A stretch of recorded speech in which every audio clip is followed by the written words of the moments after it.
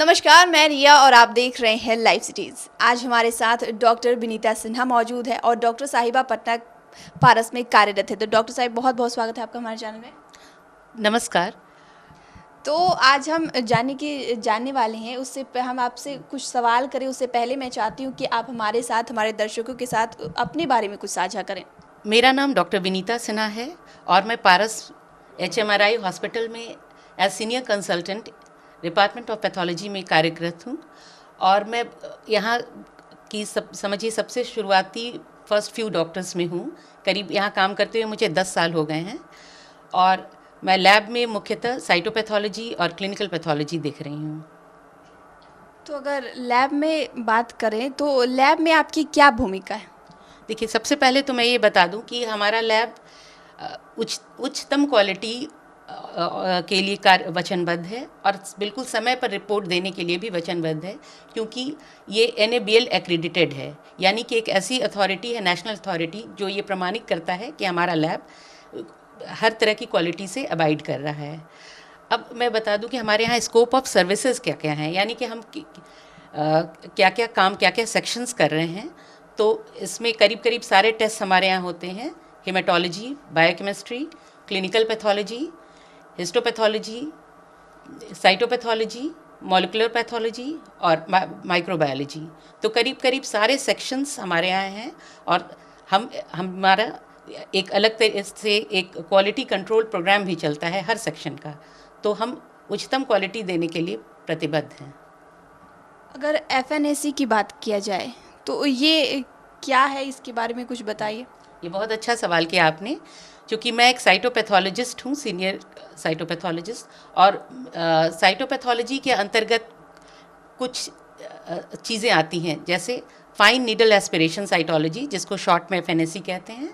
इसके अलावा exfoliative cytology, fluid cytology, scrape cytology, intra op cytology, ये सारा कुछ मैं करती हूँ। और चूँकि आपने FNAC के बारे में सवाल पूछा है, फाइन नीडल एस्पिरेशन साइटोलॉजी, तो इसके फुल फॉर्म से ही आप समझ सकते हैं कि फाइन नीडल यानी एक बारीक सी सुई होती है, जिससे अगर शरीर में कहीं भी कोई गांठ है तो उससे थोड़ा सा मटेरियल लेके साइटोलॉजी की जा सकती है, यानी कि सेल्स की स्टडी की जा सकती है और बहुत कम समय में जटिल से जटिल रोगों का डायग्नोसिस किया जा सकता है। फाइन नीडल एस्पिरेशन साइटोलॉजी की जो सबसे बड़ा एडवांटेज जो इसका है वो है ये रैपिड है, यानी कि ये टेस्ट मुश्किल से 2 मिनट लगता है करने में। रिपोर्टिंग भी इसकी समझिए 1 से 1.5 दिन के अंदर हो जाती है। अगर कुछ केसेस में, जैसे इंट्रा ऑप साइटोलॉजी की मैं बात करूं, तो इंट्रा ऑप या पर ऑप साइटोलॉजी ये होता है कि जब पेशेंट ऑपरेशन थिएटर में होता है और कुछ टिश्यू निकाल के सर्जन्स हमारे पास भेजते हैं, उसको स्क्रैप करके टिश्यू को हम त्वरित डायग्नोसिस देते हैं। तो ये मुश्किल से 20 मिनट, 25 मिनट, 30 मिनट में भी करना होता है। तो सबसे बड़ी बात है कि ये बहुत ही रैपिड है, काफ़ी हद तक एक्यूरेट है और पेशेंट मैनेजमेंट में बहुत सहायक है, क्योंकि अर्ली डायग्नोसिस और अर्ली ट्रीटमेंट से पेशेंट को डेफिनेटली फ़ायदा होता है। अब मैं आपको बता दूं कि फाइन नीडल एस्पिरेशन साइटोलॉजी किया कैसे जाता है।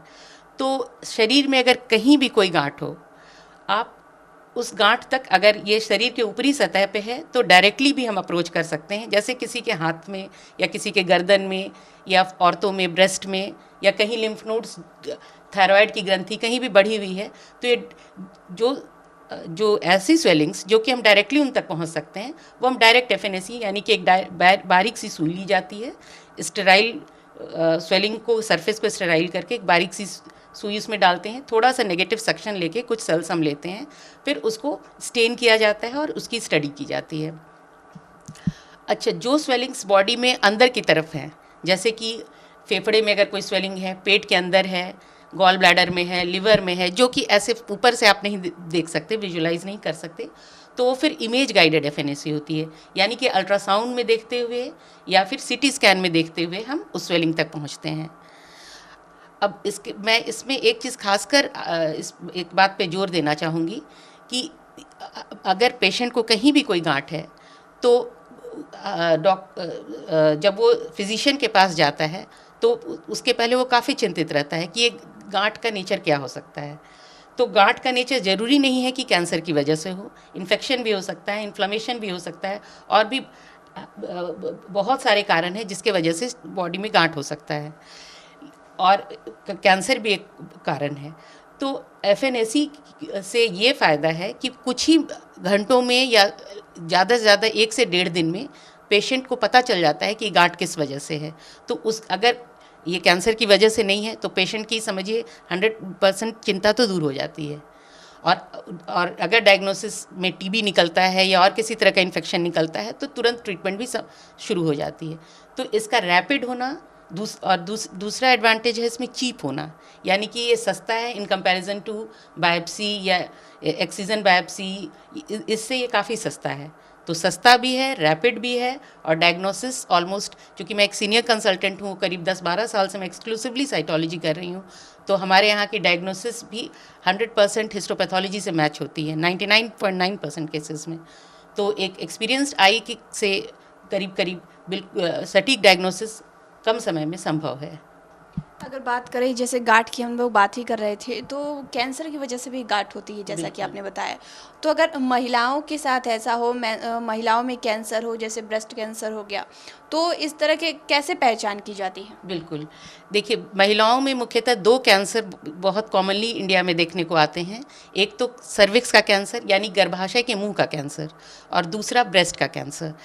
गर्भाशय के मुंह के कैंसर अब काफ़ी अर्ली डिटेक्शन होने लगा है because of cervical pap smear screening programme जो हमारे हॉस्पिटल में चल रहा है। तो इसमें ये है कि गायनेकोलॉजिस्ट गर्भाशय के मुंह, जिसको सर्विक्स कहते हैं, वहाँ से थोड़ा सा सेल्स स्क्रैप करके वो हमें भेजती हैं स्लाइड बना के, और उस पे ये हम देख लेते हैं कि इन्फ्लेमेशन के वजह से है या कोई प्री कैंसरस कंडीशन है। अगर कैंसर के अर्ली स्टेजेस है तो वो भी हम उस पर बता देते हैं, और ट्रीटमेंट तभी शुरू हो जाता है। तुरंत से उसकी बायोप्सी, कॉल्पोस्कोपिक बायोप्सी हो जाती है, और ट्रीटमेंट बहुत अर्ली शुरू हो जाता है, और कैंसर फैलने नहीं पाता।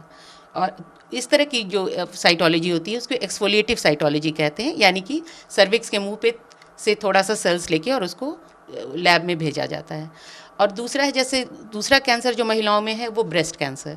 तो ब्रेस्ट कैंसर के भी कुछ लक्षण होते हैं जिनको महिलाओं को पहचानना बहुत ज़रूरी है। जैसे कि अगर ब्रेस्ट में कोई भी एबनॉर्मल गांठ दिख रहा हो, या ब्रेस्ट की स्किन की थिकनिंग हो रही है, या फिर निपल से कोई डिस्चार्ज आ रहा हो, ब्लडी डिस्चार्ज आ रहा हो, या फिर निपल अंदर की तरफ मुड़ रहा हो, तो कभी इस चीज़ को छिपाना नहीं चाहिए, क्योंकि महिलाओं में एक आदत होती है झिझक की, तो वो फिजिशियन से जल्दी कांटेक्ट नहीं करते, सर्जन्स के पास जल्दी नहीं जाती, जिसके वजह से बीमारी कई बार आगे बढ़ जाती है। तो हमारे यहाँ अच्छे फिजिशियंस, अच्छे सर्जन्स एंड गायनेकोलॉजिस्ट की पूरी फ़ौज है। मैं रिक्वेस्ट करूँगी कि आप आएँ। अर्ली डायग्नोसिस से आप जल्दी ही अपनी प्रॉब्लम से, अपने वरी से भी निदान पा सकते हैं, और सटीक डायग्नोसिस से ट्रीटमेंट भी जल्दी संभव है। तो ब्रेस्ट की एफएनएसी भी बस वही है कि गांठ के अंदर एक बारीक सी सुई डाली जाती है, थोड़ा सा मटेरियल लेते हैं, उसको स्टेन करते हैं, स्टडी करते हैं, और इसमें बहुत सारी गांठें, ज़्यादातर गांठें ब्रेस्ट में बिनाइन होती हैं, यानी कि कैंसर वाली नहीं होती हैं। कई बार सिस्ट होता है जिसमें पानी भरा होता है, उस पानी की जांच हम करते हैं। कई बार बहुत सारे कंडीशंस है, जैसे अगर इन ब्रेस्ट के अंदर एब्सेस होता है, ब्रेस्ट एब्सेस, या कुछ प्रोलिफरेटिव ब्रेस्ट डिजीज़ेज़ होती हैं जिसमें कैंसर की संभावना तो होती है, कुछ रिस्क तो होते हैं, लेकिन वो उस समय तक कैंसर नहीं बना होता है।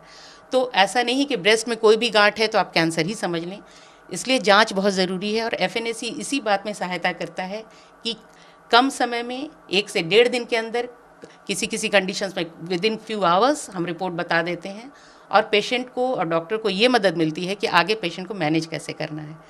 तो अर्ली डायग्नोसिस और अर्ली ट्रीटमेंट ही बचाव है अगर कैंसर की बात करें तो। अगर बात कर रहे हैं लैब की, तो आपके साथ आप कौन कौन से सहायक मौजूद होते हैं जो आपकी इसमें मदद करते हैं? बिल्कुल, जैसे मैं as senior consultant cytology report करती हूँ। इसके अलावा हमारे डिपार्टमेंट में 7 डॉक्टर्स और हैं जो अपने अपने सेक्शंस को देख रहे हैं। हमारे हेड जो हैं हेमेटोलॉजी को देखते हैं। उसके अलावा हमारे पास एक सीनियर बायोकेमिस्ट्री में एक सीनियर कंसल्टेंट हैं, सीनियर कंसल्टेंट हिस्टोपैथोलॉजी में हैं।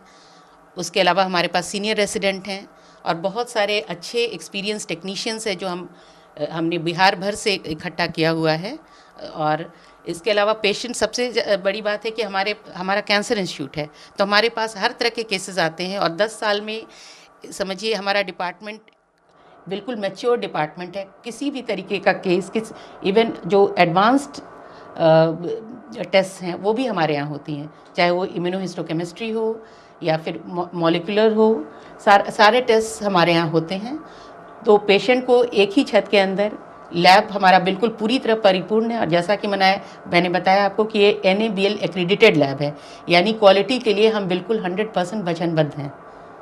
तो इसलिए क्वालिटी के लिए हम कैसे वचनबद्ध हैं, तो ये भी हम आपको बता दें कि हमारे यहाँ external quality as well as internal quality programmes चलते हैं, जिसके वजह से हाईएस्ट क्वालिटी हम डिलीवर कर पाते हैं पेशेंट को। तो शुक्रिया डॉक्टर साहिबा, जो आपने लैब के बारे में हमारे साथ जो जानकारी साझा की उसके लिए बहुत बहुत शुक्रिया। धन्यवाद। तो आप डॉक्टर विनीता सिन्हा को सुन रही थी, जिन्होंने इतनी सारी जानकारी हमारे साथ साझा की, हमें लैब के बारे में जानकारी दी, साथ ही ये भी बताया कैंसर के बारे में भी इन्होंने हमारे साथ जानकारी साझा की है। इस विषय में आप क्या सोचते हैं हमें कमेंट कर ज़रूर बताएं। चैनल को सब्सक्राइब करें, फेसबुक पेज को लाइक करें। वीडियो देखने के लिए आपका शुक्रिया।